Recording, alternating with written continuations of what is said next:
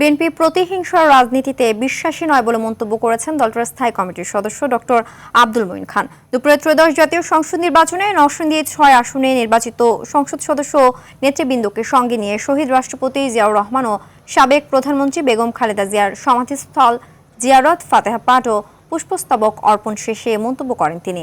BNP আইনের শাসনে বিশ্বাসী জানিয়ে মঈন খান বলেন, ছাত্র জনতার যে বিপ্লব হয়েছিল তারই ধারাবাহিকতায় গণতন্ত্র ফিরিয়ে এনেছে বিএনপি।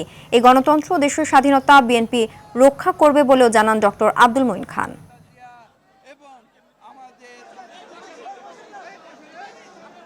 বিএনপি একটি উদারনৈতিক রাজনৈতিক দল। আমরা সবাইকে নিয়ে আমরা রাজনীতি করি। আমরা প্রতিহিংসার রাজনীতিতে বিশ্বাস করি না, যেটা আমাদের নেতা জনাব তারেক রহমান বারবার বলেছেন।